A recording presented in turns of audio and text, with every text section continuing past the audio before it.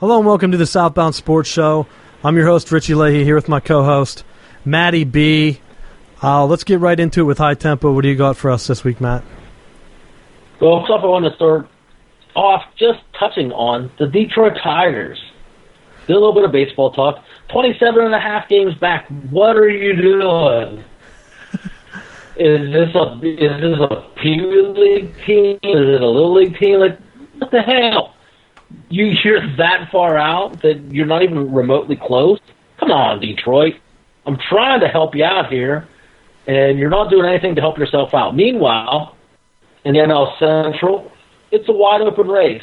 Every team's 5.5 games back. I even throw the Buccos in there. 5.5. They got a running chance to maybe make a move. Maybe you can raise that Jolly Roger a little bit. Maybe just a little bit. St. Louis is 2 games back. The Cubbies are in first place, but I think it's wide open. That's going to be something I want to watch. I may actually start watching some baseball just to see what's going on in the NL Central. Well, I will say that you're giving too much credit to the Pirates, and I don't see why you should knock the Tigers, because I actually thought about this, and I was going to bring it in to get the feel for Pittsburgh fans on what their feelings were of a complete rebuild versus whatever they've been doing the past 20, 30 years. Where you have Detroit, what they've done is they've blown it up. And I think they made it pretty much clear a few years ago when they were shopping Verlander around, and they're friends of the show, so I'm not trying to be too hard on them or whatever. They dropped them to Houston, who's in first place. But exactly, they're following that Houston model. So I got to give them the benefit of the doubt, because Major League Baseball has kind of done sort of what the NBA did, and they've allowed this to happen. You take a team and you blow it up completely, restock on draft picks, and you build a young core. Look at what's happening in Atlanta. All those years of Atlanta living, they're basically like a better version of the Buccos. They won the division for like 30 years straight, except they won one championship. And during that entire time, they didn't do anything to make themselves better. They kind of just floated around that, all right, we're good enough to not be the top team. We have a couple starters, but our bullpen's shaky. And we have a good lineup, but it's not star-studded. We have guys like Chipper Jones that are going to be in the Hall of Fame, but more of an average guy. He's not throwing up big numbers. They never really had a power guy in that lineup. They kind of came and went. Every time they got a guy, he was only there for a few years. And it just kind of turnover, and they didn't build a consistent lineup to win. So they blew the entire thing up. They tanked. And now look, they're following that roster trend where they have a young core, and they're going to make a run for it. Are they going to be able to do what Houston did? Houston took those steps. They went and got Verlander when they were close. Is Atlanta going to take that next step? Meanwhile, you're on the other hand, you could just be mediocre. So think of all those Braves teams that were winning the division. Now you have the Pirates that aren't even making the playoffs, and they're doing the same strategy. We're just going to keep going around. We're going to shop our top guys. Because remember, Atlanta was shopping top guys around. Even later in that run, they get rid of Teixeira to the Yanks. They traded like LaRoche. I remember they did a lot of deals with the Pirates. You're taking your guys and you're shopping them around, but you're not really getting any better. You're just like, oh, we're going to kind of build, but we're not going to rebuild. We might have a young guy coming up in the system, but... Well, they went through the professional minor league team, the Pirates. Well, yeah, but my point is they kept bringing up these young guys. They never coincided with each other. So one year you're bringing up Andrew Jones. Oh, he gets hot. But then you have weak links at shortstop and second base. And then, in a few years, though, we have a guy in the minors that is going to come up. But every couple of years they had so many holes they couldn't fill them. And it seemed like every time they plugged a hole, they traded that guy away, or something happened, injury, or they dropped off a cliff. And then the next younger guy came up, but it was never consistent enough. Where you had the Marlins that won 2 World Series in that same time frame. They went all in with guys the same age, so when they peaked the same year, and then guess what? They blew the entire thing up. That's what Houston's trying to do. Well, they did it, That's what Atlanta's trying to do right now, and that's what Detroit's going to do. So, as a fan, I would rather see that happen. Build a young team that's going to be exciting, and maybe you don't win it. Look at the Dodgers. They had a young guy. They brought in all the Puig stuff. They tried to go hardcore, signing free agents, bringing guys up there. They're right at the top. If they don't win it all this year, I don't see how they're going to get any better. So it's kind of like Dodgers fans. If you don't win it this year, you're probably going to start falling off a cliff. And it's going to be, hopefully they can keep spending and they'll do like a Yankees Red Sox where every couple of years you can go through that cycle. But once you're on the top, it's hard to stay on the top. Look at what the Red Sox have been doing. Every couple of years they're back in it. But it does take time to rebuild just what is your franchise doing. Detroit doesn't have the luxury of what Boston has, so they had to blow the whole thing up. There's a couple of teams that are doing it. Matt, they don't even have the worst record, I don't think, in their division. Wasn't it the Royals? I didn't look at it closely. I don't know. But they did the same thing. Royals, man, they're blowing it up. They won their World Series. Blow it up, see what happens. At least that's excitement. But at least I give the Royals credit because for at least that one season, they realized they were close. They were willing to invest in it and do what they needed to do to win. Yeah, and that's what I loved about it. You're close. You know what you need to do, so you invest in it and then go out and win. Pirates, they were close. What did they do? Nothing. Well, the Pirates gave a lot away. Exactly. Why? Because they didn't have anything. They weren't close to begin with. Are you talking about that one time they were in Bucktober and then they lost in the wild card and they were done? Don't even throw around that term Bucktober. It is. Bucktober is that one game that you get to play in October and then you lose. The play-in game. Yeah, they get to lose the play-in game. When you look at St. Louis, right now, the Cardinals are a team that. What do you do if you're the GM? What do you do to make them better? Because they got guys that are on and off. Matt Carpenter just went on the DL. What do you do to try to get them in a position? Because they're right on the fringe of being able to compete. They're going to get guys coming off the DL or off the DL. What do you do to get them? Do they need pitching? Is it they have enough pieces that they could potentially trade before the deadline? But what do you get? What makes them? What puts them over the top this year? I don't even know. Baseball's so fickle. You kind of have to sit and see what's available, find the holes, and do your best to plug them. Sometimes making a move isn't worth it. You could argue that the Pirates, everyone knew getting Chris Archer was going to be a gamble last year. His stats were down. You were on a run. Why would you go ahead and mess up that chemistry when you almost have to just do a rally like the old Major League movie where you're just like, hey, we suck, we got to get better.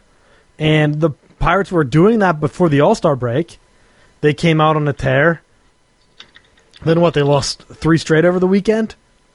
It's like, hey, we're going to get close. He's going to do our July thing where, like you said, they're only 5 games back or so. They're still in it. What's going to happen at the deadline? Are they still going to be close? Are they going to keep losing, though? Because normally they don't lose until August. That's when the wheels fall off. That's when they start playing like their heavy last run of the division where they're trying to get their ground up, but then you get swept by the Cubs or something, and then what? You're back at 10 games. So, I don't know. We'll see what happens. It should be interesting because, like you said, a lot of teams are in it. What moves are going to be available? Teams that are tanking, they are surely going to sell because, I mean, it's almost like with basketball, the 76ers, they tanked for how many years in a row because in basketball, you only get 2 picks. In baseball, you have a ton of picks, so teams are more willing to give them up. Same with football. Like everyone always joked when Bill Belichick would trade down, but you have a lot more picks. So you have that flexibility. You can go ahead and do things like that and see what happens. So that's why baseball teams are able to rebuild. It's different than the NBA. It doesn't take as long. You can do it in 2 to 3 year cycles. You got to get the guys through the system, though. And then when they're up there, you got to take advantage before they hit their first long-term contract, because that's whenever you're not going to be able to sell it or sign everybody back unless you invest in that type of winning. So a city like Houston, they can afford to invest in their roster.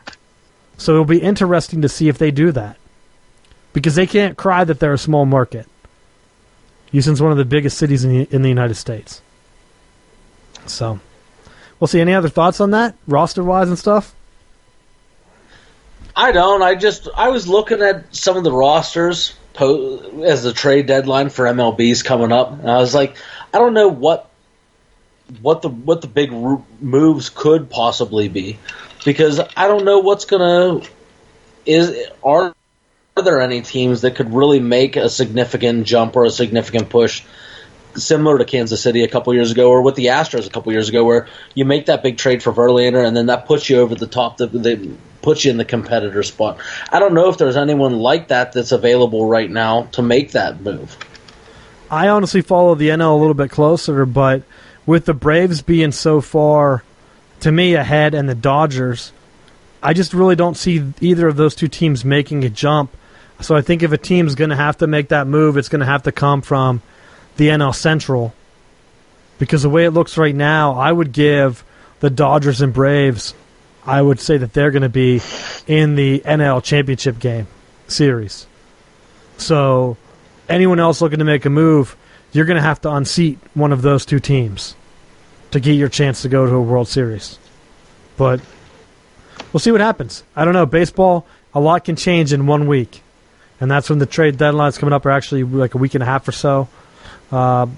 We'll see what happens. By the time this comes out, is it 2 weeks? I actually don't even know. I think it's like 2 Wednesdays, so maybe it's not a week and a half. I think it is 2 full weeks when this show's released. So we'll be hitting back up on that soon, as that is coming up. Before we get into the meat of the show, I had one more thing for High Tempo. I don't know if you saw this, Matt, but the Big 12 has decided to let players do the horns down motion, the old hook 'em down. But you can't do it towards another player. That's rude. And you can't do it towards like fans. That's also rude. And you can also not do it for a long period of time. So if you want to celebrate by yourself with the horns down on the field, you're surely allowed to do that. But you can't be taunting anyone because they don't want anyone to be offended. But they also didn't say that the sign itself was offensive. So as a coach, what's your take on that? That's the stupidest thing I've ever heard. Just the Big 12 should just shut up about it, because you know what? They're trying to provide a little bit of protection for Texas, but you know what? If you're Texas and you have your own network and you want to be the big boys of the Big 12, shut your mouth and beat people, because there's no reason as Texas that you should ever lose a recruit to anyone in your own state.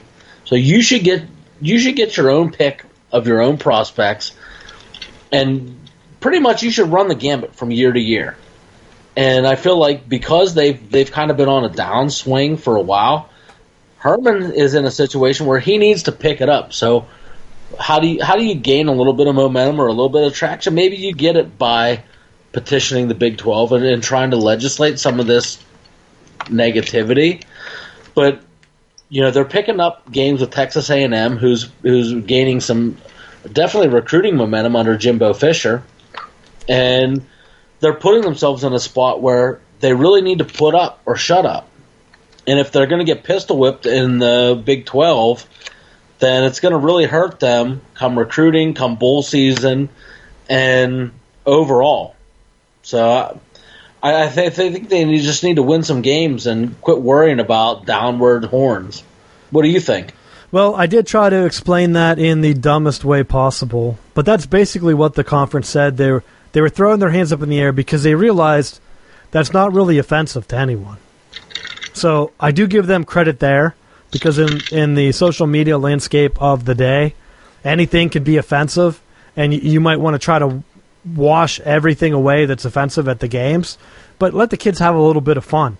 There's nothing wrong with the dude. If a guy can throw horns up, then you're sure as hell should be allowed to throw horns down. Because I don't see how one is offensive and the other one's not. I mean, you're celebrating the Longhorns? Great. What about the people that don't like the Longhorns? How's the horns up okay? So they knew that they would get backlash from one side. Throw it up there, but I'm on board with you. If you're Texas, quit scheduling Maryland. You can't beat them. You can't tell me that that's not a bad look for the Big 12. I mean, that would be like Ohio State scheduling Duke and going like 0-2, 0-3, whatever they went. And you're like, damn, that's making the Big Ten look horrible. I don't care if David Cutcliffe's there. Like, that's a bad look. You can't just go win or lose to a school that's known for basketball in another conference. Maryland, have they even been in the top half of the Big Ten East? Or the Big Ten as a whole? I don't think so. They're not even in the Big Ten in Under Armour schools. They are basically competing with Rutgers. So everyone makes fun of Rutgers. Maryland's only a little bit better in football. And they had their run with DJ Durkin, and then they fired him. So I feel like... They did beat Texas with Matt Canada, so it is what it is. And that's why... That's the one thing that gave the Big Ten some credibility. They can't make fun of Michigan for losing to Notre Dame or Ohio State losing to Oklahoma whenever your second best team, arguably, in the Big 12, Texas, is losing to Maryland every year. It just doesn't make any sense. You can't be like, well, Texas had a hard-ass schedule. Remember when they lost to Maryland? It's like, didn't Maryland go 2-12? Like, what was their record again? Not good. Not a good look for Texas. So, to me, Texas can be back. They can win their bowl game when, arguably, I don't think a lot of players care about bowl games. And I've said that in the past. Ever since people started sitting them out and they realized now that they pushed this playoff, I don't care. 1 year, Michigan crushes Florida. What did that do for us? Nothing. A couple years later, we get crushed by Florida. Return the favor. What is that going to do for either school? I think absolutely nothing. So, same thing. Texas beats Georgia. What is that going to do for them? Nothing. Are they going to lose to Kansas? I don't know. Is that going to be a nail-biter? If you're worried about Oklahoma, and I will give you a point on your recruiting, because I looked at this from the same lens as Michigan versus Ohio State. Oklahoma leading the series and dominating the way that they have with zero recruiting base is almost unheard of. Because I looked at it the way Ohio State's been dominating lately. They have the richer recruiting ground of the state of Ohio that has, 3 or 4 major metropolitan cities. Michigan has the strength of Detroit, and they can pull from some of those Ohio ones, and that's what makes the rivalry great. Oklahoma really doesn't have a top city. You can say, yeah, Oklahoma City, that's not really a top fertile recruiting ground. So they're basically going into Texas, competing not only with Texas and winning, but also Texas A&M, an SEC school that hasn't been able to recruit at that top ground.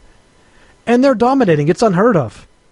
I tried to look at it from other conference perspectives, and you really can't.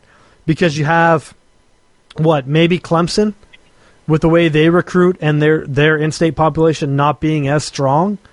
But this is an anomaly, and they're under suspicion, and they never put out the results, of their juicing program. So a lot of players got caught with Ostarine, which was a steroid. How do we know that's not behind their success and it's not actually recruiting? Because they haven't had a top class. They've been barely top 10 overall. So there's some other things at play, but Texas losing to Oklahoma, it's kind of embarrassing, and I don't think there's another rivalry that's on point where it should be slanted so far in Texas's favor that they should win every year.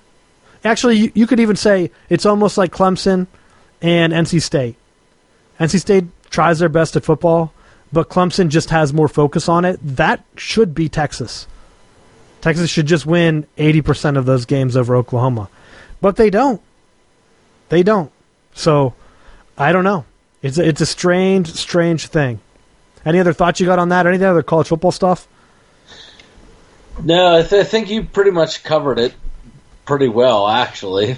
You can tell I'm getting excited. It's football season. Well, almost there.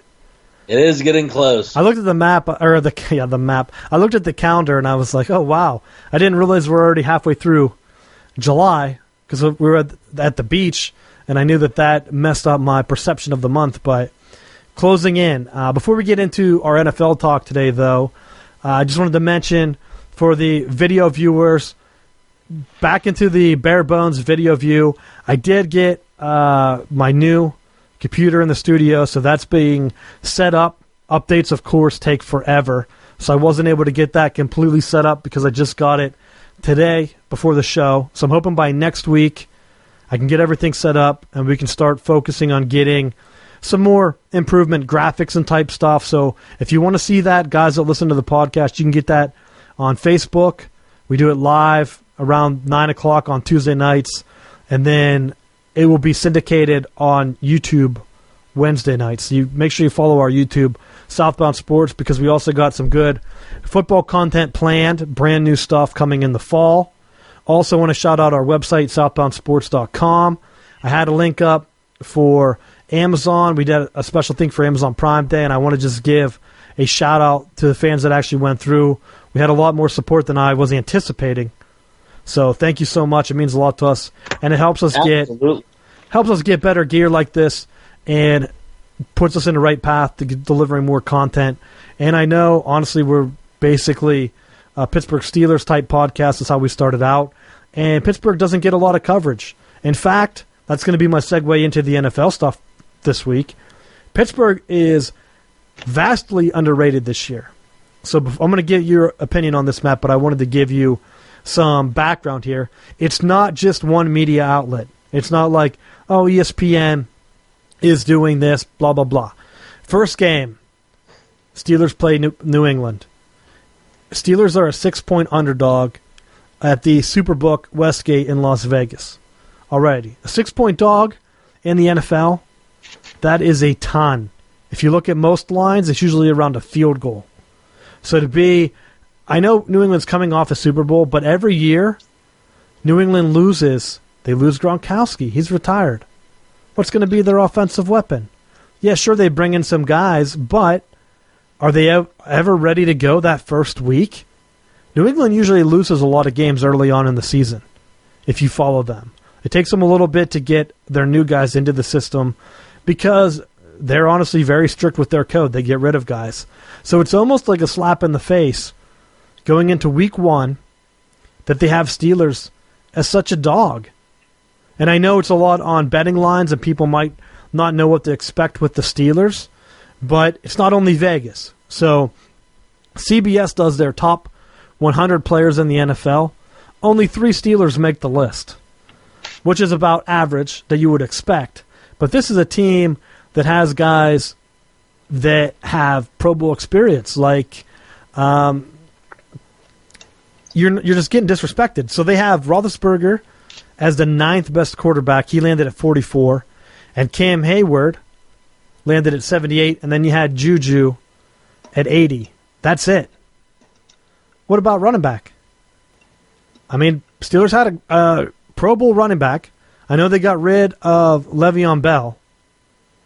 But you can't tell me that you're just not going to throw out some respect because you don't have a sexy name. I mean, Connor did everything that was expected of him. Disrespected. Then, I know this doesn't really matter at all, but it's been a hot topic this week with the Madden ratings, and I know, Matt, you wanted to get in on this, so I'll give you a second to talk here. But only one Steeler made it rated above 90, and that's David DeCastro at 93. He wasn't even on the CBS list. So you have that coming in. And then the 3 guys that were on the list, Juju was at 88, Hayward was an 86, and then Roethlisberger was an 85. Almost the exact opposite order. I think it was the exact opposite order. Hayward was an 86? Yep. You're on acid. Are you serious? Dead serious. Unless the website was wrong, because I do not have the game. And I don't remember where I got that information. I think it was a list on Twitter. Wow. Top Steelers, they took a screenshot. So, now, in their defense, it was a screenshot of the game, which, is it out yet? I think it's out. It might have just been leaked. So they do update their rosters, and they will probably update the ratings once preseason starts. I think they usually do it every week. So there are flexibilities, but just going into the season, very underrated. So, Matt, what are your thoughts on that? I don't understand why there's so much disrespect. But it needs to be adjusted, specifically with Ben Roethlisberger. I know that when you watch him play, part of the issue is that he throws a lot of interceptions, but the bottom line is he wins a lot of games. And I don't understand why, you look at Madden that they're going to rate him lower. But as a whole, if you were starting a franchise or if you were an NFL GM and you had your pick of any quarterback, what would make you not want to pick Ben Roethlisberger? Aside from the fact that he's terrible at riding a motorcycle, or like recently, all he's done is win games. He runs around. He does the same things he did as a rookie. He runs around. He bounces off defenders. He throws 70-yard touchdown passes. What would make you not take Roethlisberger as your quarterback? I don't understand this. Like, he's one of the bigger quarterbacks. He's one of the better quarterbacks. He single-handedly is carrying this Pittsburgh offense on his back. Tell me. Help me understand this. Why would you not take Roethlisberger as your quarterback? I love Roethlisberger, and I will say that a lot of it is the sexy type players, guys that put up numbers and don't have a lot of the drama, to be honest. Because I feel like you still have media that looks at these guys as, hey, are they relatable? Are they doing interviews? I feel like after Roethlisberger had his incidents, he's been pretty reserved and quiet off the field. He's not a guy like Aaron Rodgers that's out there doing cameos, doing interviews about Game of Thrones. Like, no one is going to see Ben Roethlisberger doing all that crap. And then, for that reason, Aaron Rodgers, of course, is going to get that bump because he's buddies with the media. I said the same thing last year about Urban Meyer. Going into his thing. But let's look at our quarterbacks. Number one overall, I think you got to go with Mahomes. He's younger. He has a huge arm. Matt, he just threw. Whoa. Tom Brady. I knew you were. I wish I had my fishing bait out there because I would have reeled in a marlin. Because I know that your boy Tom Brady, but he's old. He just hit the gun. He hit on the gun harder than Mahomes threw. I'm going to take Mahomes right now over Brady on my team. Because I know that Brady's sliding. He's going to take his Uggs and he's going to leave in a year or two. I know I got at least 10 years with Mahomes. When you take those two off the table, who's the next one? Who's the next quarterback after those two come off the table that you would take? If you say anyone other than Tom Brady, I'm going to punch you in your lying mouth. Wait, Tom Brady again? Or you mean Roethlisberger? Take them first. Take them two off the table. So you're saying Roethlisberger's third? Mahomes off the table. If you're picking a team, whether it's fantasy or real life, who's the next quarterback? If you say anyone else, I'm going to punch you in your mouth. What about Matt Ryan? I like some Matt Ryan, but guess what? I'm going to take Ben Roethlisberger. You keep saying Tom Brady because I know you love him secretly so much. I do. I just love his old ass. Hey, he's been doing a lot of PR this year. He did the radar gun where he threw harder than Mahomes. He did the what was that, Jimmy Kimmel or something, where he did the 40. He ran the 40. Did you see that? Under a second, blazing fast. He wanted his speed up to date. Well, good God Almighty! Anything would have been faster than what he actually would have run it in.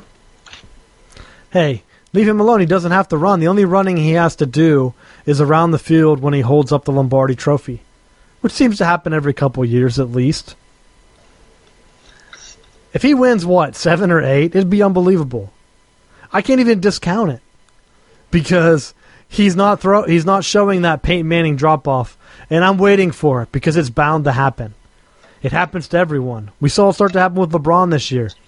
Probably a couple years ago, to be honest, if we're being honest about LeBron. But you have the Tom Brady, it's going to happen, and it's going to hit him hard. And it's going to be a sad day. He's already lost Gronk. He better find a replacement or he's going to be in for a world of hurt. I don't know. I actually saw a stat where they were talking about checkdowns, and I thought, oh, Tom Brady has to be the king of checkdowns. He wasn't. He was like 5th or 6th on the list. So I was surprised that other dudes are checking the ball down more often, including I think Matt Stafford was on there. I'd have to find it. I'll see if I can find it and tweet it out if I remember. But that was one of the ones where they looked at who checks down the most, and they thought that it might correlate with wins and or quarterback stats. But when I saw Tom Brady, he wasn't one of the top 2 that I knew that didn't matter. I'm glad that you said that. All time, I want to just put this out here. If you had to take one player from any era and plug him on your team, who are you taking and why? You mean to start a team? Like if I was starting a franchise? Sure. Well, we'll say it that way. It would have to be Tom Brady. Why not? Why? Why not? Does he get to bring the offense with him? I think that he just knows if you're a winning quarterback, you have to be able to make those quick decisions.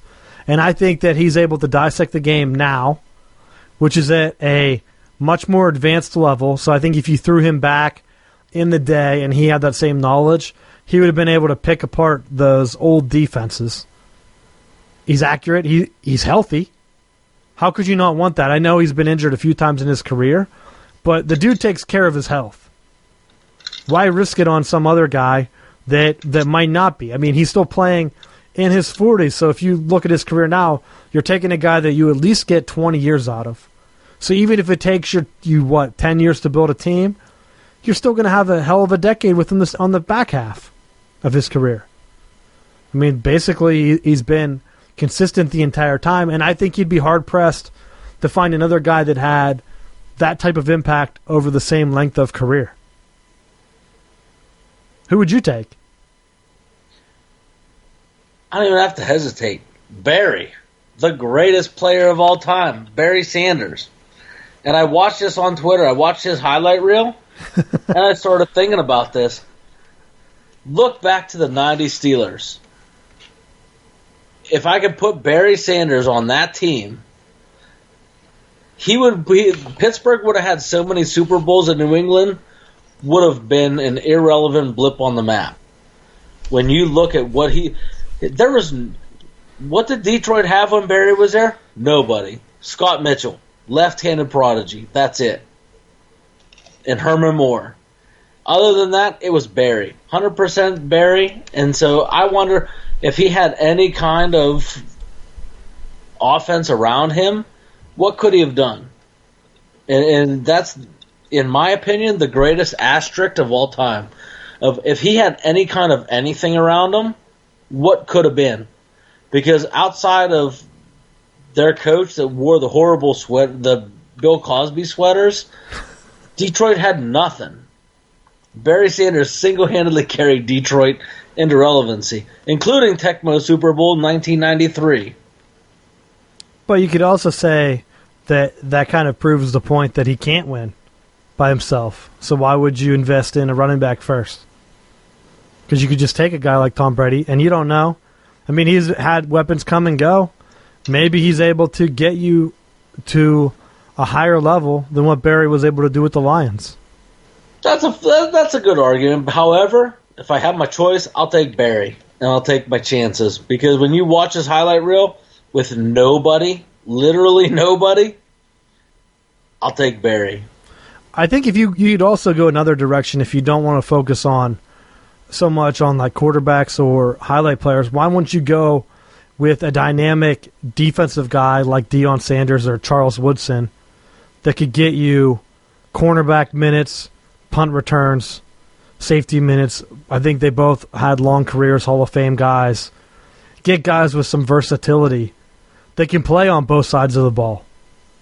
Because if you're going to take one guy, why not get a guy that can do it everywhere? If you went that route, and I would, my heavily bias is 1, Polamalu, and 1A, Ed Reed. Because both of them were a pain in the ass for a long time for both of their teams. Yeah, but I don't think both of those, the guys, Charles Woodson and Deion Sanders, both played defense. They both returned punts, kicks, and they both played some offense. So you're getting both sides. I don't think Polamalu or Ed Reed played offense. And I don't think they even returned punts or kicks. I don't think either one of them did. However, I think single-handedly, and I'm not going to speak for Ed Reed, but I know with Polamalu, he legitimately changed the way Pittsburgh could play defense because he covered everything. And it just seemed like any kind of deep pass, Polamalu covered. And it was almost on a bias level that he was just knocking everything down. That I think you almost have to just say, if you're building from a defensive side, how do you not, outside of someone like Jack Tatum all time, how do you not take one of those two guys? That's very true. It's hard to talk about impact, though, over a big span like that. But it is an interesting topic. Maybe we'll hit on that later. Maybe we'll put it out to the fans. If you want to tweet at us, S-Bound Sports on Twitter. Send us who you think you would pick and why on your reasoning for your team. Or you can email it to us, contact@southboundsports.com. Maybe we'll talk about it if we get some good answers and we have some other stuff. Maybe we'll use it as a mailbag later on. Back talking about debating, what do you think of the Steelers' backup quarterback situation? You have Dobbs.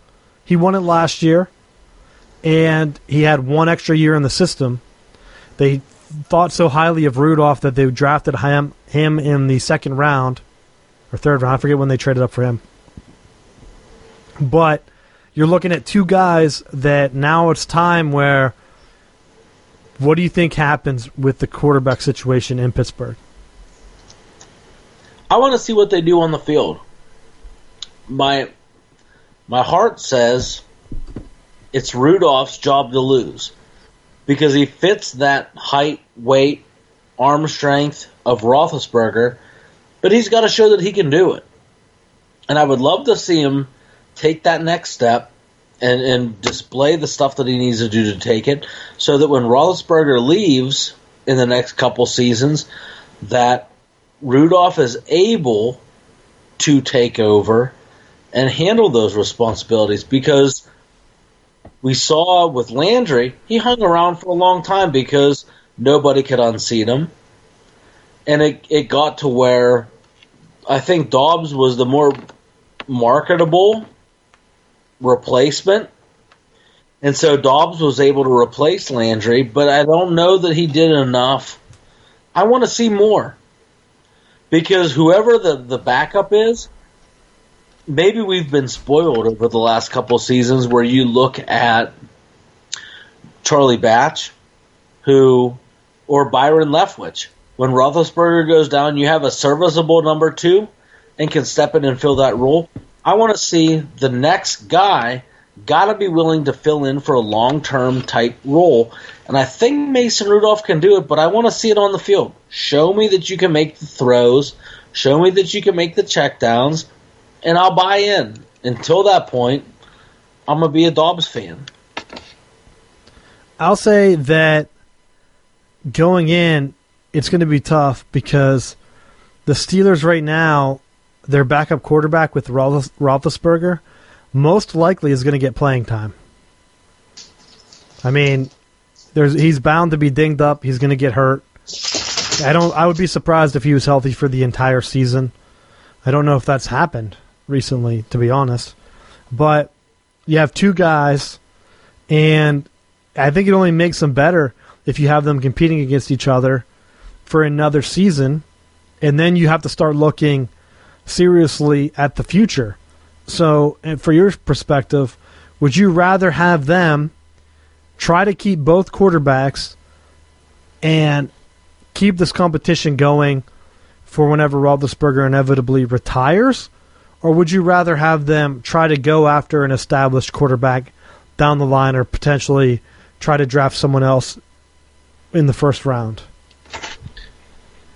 I think, based off of what I've seen in the past, I think Rudolph can do it, but I want to just see it on film.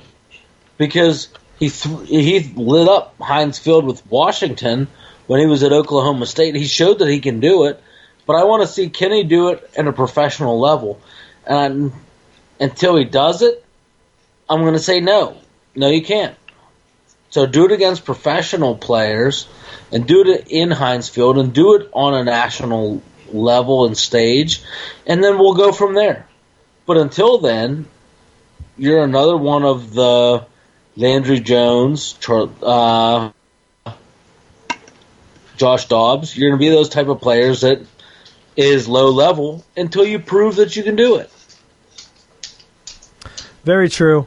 And it's going to be a big thing going forward because a lot of teams don't rotate in 3 quarterbacks on their roster. So are you going to take up a man's spot, or are you going to try to see if they'll clear waivers to make the practice squad? Are you just going to cut someone? I don't know what they do down the line because you're almost banking on Roethlisberger being hurt. And if he does hurt, are you able to bring in someone like whenever Batch came in, they had Leftwich for a while that also floated around. And that's a guy you could bring back in later and have as a backup if you need it. So they don't really have a guy like that because they've been investing in backup quarterbacks like you've said.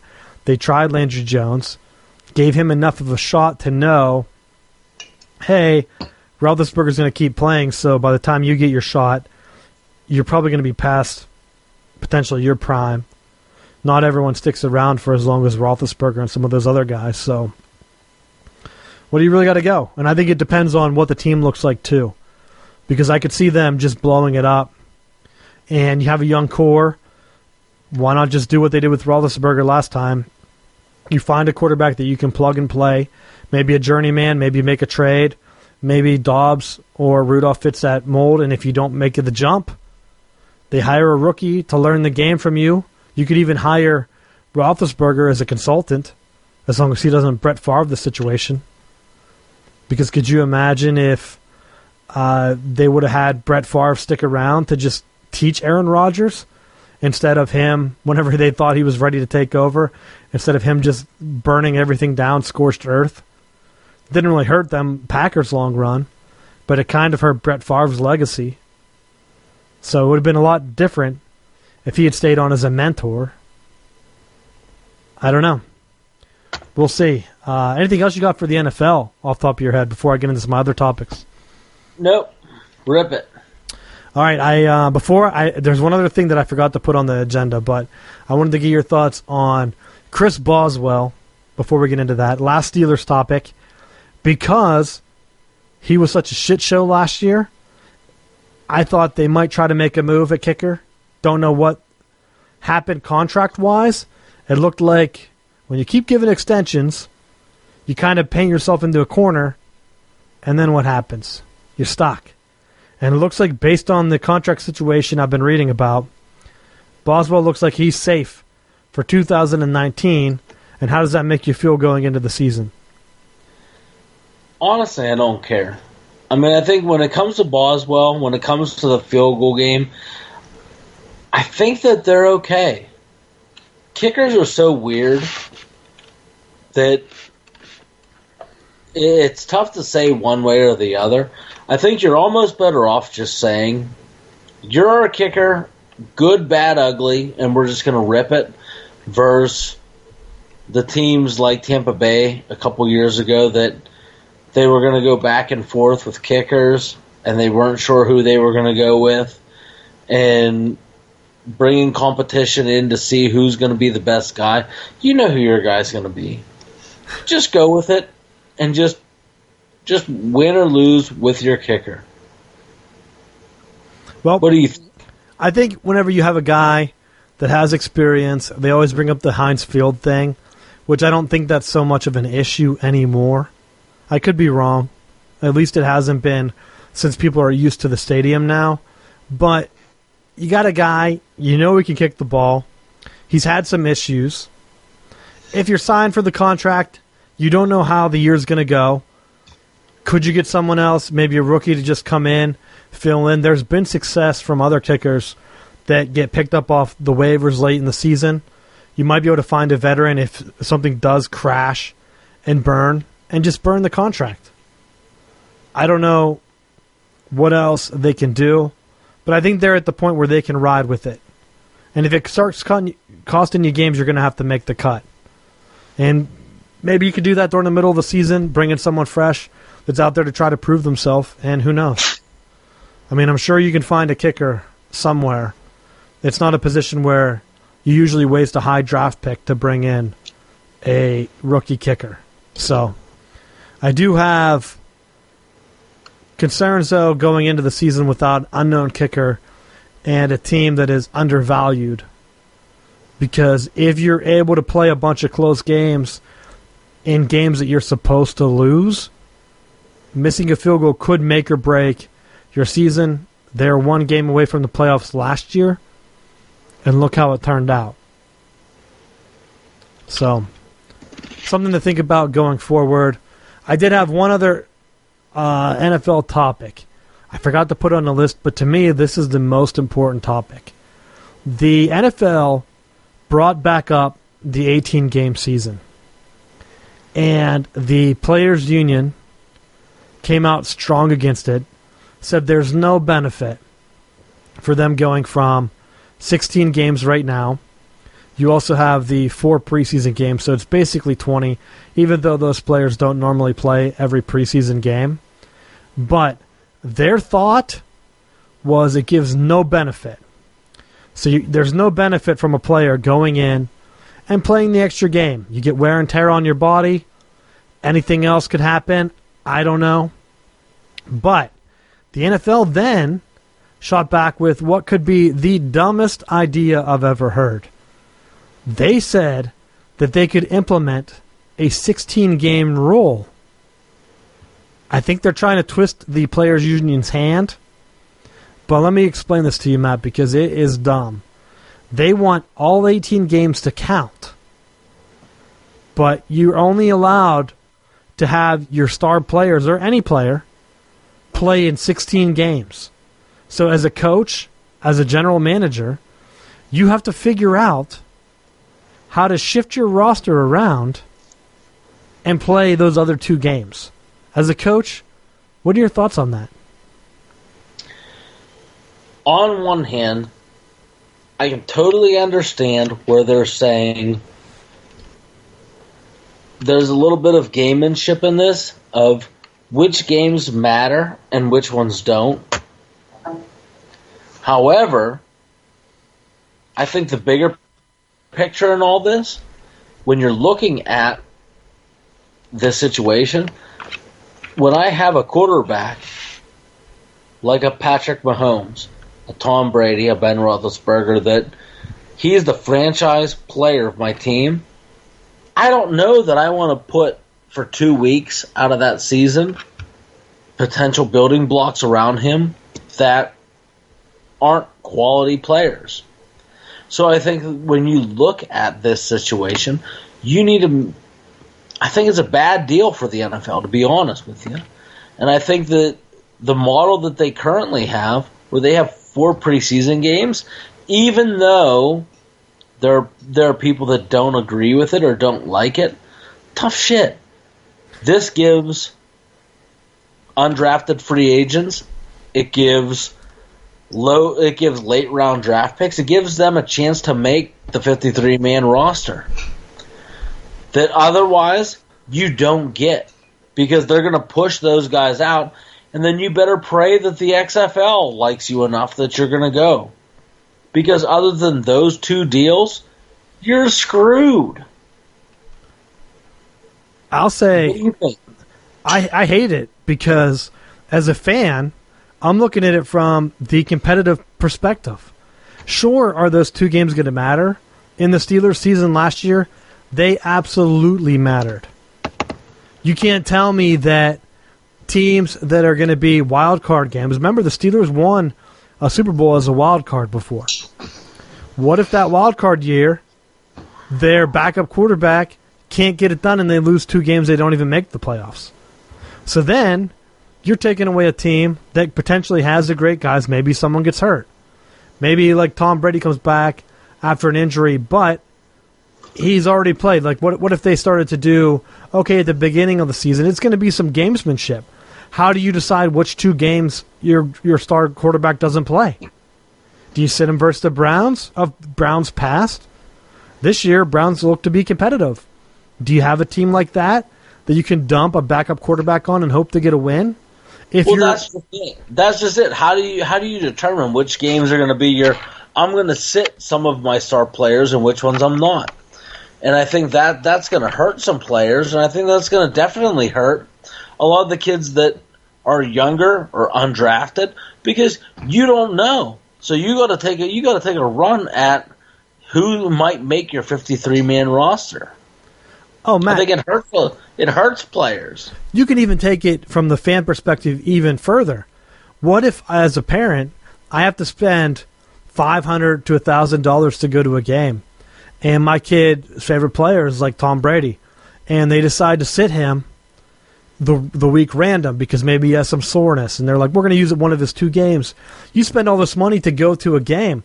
I don't see how fans can't come and try to push for refunds in that. Because what if Belichick says, you know what, we're not just resting Tom Brady, we're resting our entire starting offense, because you don't know how they're gonna deal with this. You have an entire, maybe in the middle of the season, you do like an extra bye week by just taking your beatings. Maybe you're 9-0, and you're like, all right, this is our week. Let's just take a week off. As a fan, you get to the game and you're like, oh, what the hell am I doing here? Why am I paying for all this? Because you're taking a game that I paid for, and it's one of the things that I understand with basketball and baseball and hockey. Those are longer seasons. Someone could be hurt. You're kind of taking the game as it goes. It's also much easier to get tickets to those because of the length of the season. So if you want to see your favorite player, there's a good chance you can make sure that they're playing and go see them. In the NFL, it's an entirely different beast because tickets are expensive. Parking is expensive. You have to travel. There's only a limited number of games. Home games are what? I guess in this situation, there'd be 9. If they play 18 games, you get 9 home games. So that's a handful of them. What if 2 of those home games your teams were resting their starters? Complete bullshit. You have to pay for that season ticket pass? We've argued about it on the show before. What about all those preseason games? Are they going to get rid of 2 preseason games then? And then you're just throwing 2 preseason games but making them count? It's ridiculous. They talk about, college football, if you start to throw in a playoff game or an extra round in the playoffs, it's going to devalue the regular season. This 2-game preseason in the middle of the season is going to ruin the season for the NFL way more than what any other college playoff or any other sport could do. It's unimaginable. I don't understand what their thought process. It'd be like if the Pirates or the MLB said, hey, you got to play a week in the middle of the season with your minor league system guys. So you're seeing like the Mets call up Tim Tebow and he's out there playing around. It's like, why am I here? I could have went to Birmingham or wherever the Mets minor league team is and saw them play for $5. Why am I paying for this? I can go see an XFL game for probably next to nothing, Matt. Why are you making me pay $100 for these seats? What do you think from that side? I agree. It's bullshit, and I don't think they should have to pay for it. I see it from both sides, and I think that I would much rather just have the NFL just stay with where they're at, because for the NFL player, those preseason games aren't affecting the majority of them. But the only people that it's affecting are the guys that in the developmental leagues that don't really exist outside of the former AAF and now the current XFL, the guys that get cut from there are going to get signed to those leagues. So it doesn't matter to them. So you're better off just playing those 4 preseason games, getting one game where you're getting your starters a majority of the reps, filling out your rosters, and then having those guys that get cut from the NFL having a chance to play in the XFL, and that you're still getting a level of participation in these developmental leagues that you're willing to grow. You're willing to have some of these guys show what they can do so that they have a chance to play, maybe get picked up on a practice squad or what have you before camp. Yeah, and that's what you're looking at. You're wondering, are you just developing guys? What is the point of this? Is it just another preseason game? Are you trying to swindle fans out of money? Because at some point, if you're making a business decision, and I'm a fan, you got to say enough is enough. Let's say if you went to buy a T-shirt, and they're like, whatever percentage is 2 out of 18. What would that be? Like 10% of your shirt is like fake material. Or like, oh, yeah, we just didn't sew 10% of that sleeve. So we're making a business decision that could save us some money. Basically what the NFL is saying. Hey, we want you to keep paying for a couple extra games, but we're also going to make some cuts where you're not going to get the lives. And I know that they're trying to just push the players' union into saying, okay, we'll just play 18 games. Because the players see that.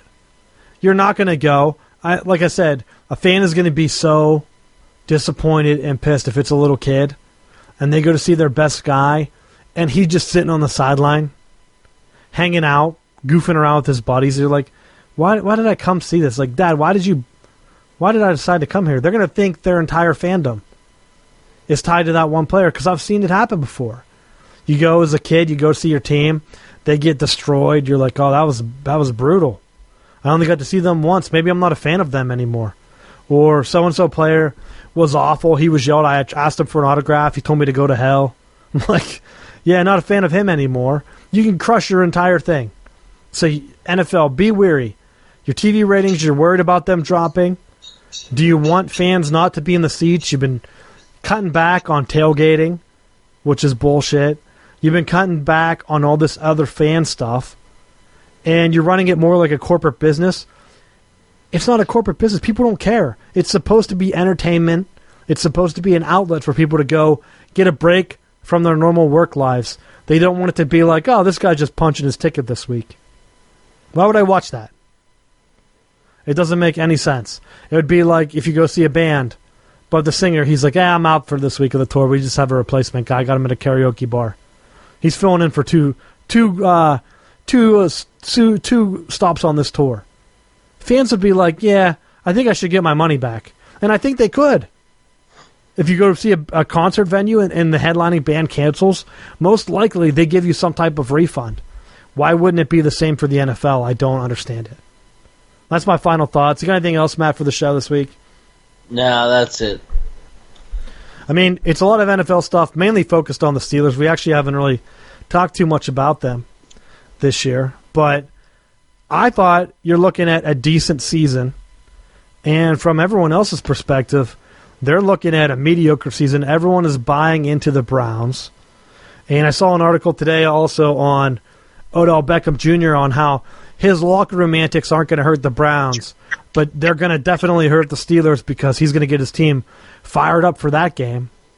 Because, yeah, OBJ, he's known for, firing up his team and driving them to wins.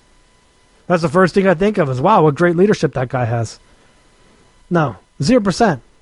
0% am I scared of that guy. You got to get a guy that's a great leader like Ray Lewis. Ray Lewis is going to fire that team up. He's going to rub that deer antler spray all over his arm, and he'll be healed. His bicep rip, no big deal. No big deal. That's not banned by the NFL for no reason at all. Let the Ravens win another Super Bowl. Who cares? But OBJ? Nah, I'm not afraid of that guy pumping his team up. It's like the most ridiculous article where they're just trying to get on the Browns bandwagon before it happens. But that's pretty much it. Check out the show. Like I said, we got some football stuff coming. should see some improvements if you're watching the video. Check out southboundsports.com. I'm going to have some extra stuff on there.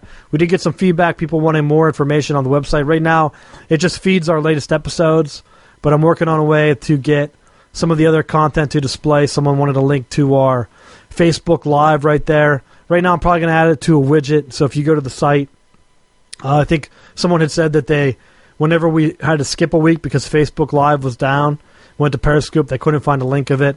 So yeah, we'll put maybe a banner on the homepage so that people can find our show whenever we go live. So we'll definitely try to do that. I don't know how easy Facebook makes it. If I can link to our page and they have like a live, maybe. I know YouTube does like a live tag so that you can link directly to the video if it does go live, but we'll try to figure it out. If there's anything else you want to see, let us know. We're going to try to do some football film breakdowns this year. So that will be coming along with some of the other stuff we've teased. So definitely check out southboundsports.com. Click on our Amazon link to help support the show. If you've already done it, thank you. We appreciate it. And it's be a big help. And it's going to help us deliver more content to you. So thanks for listening. We will see you next week.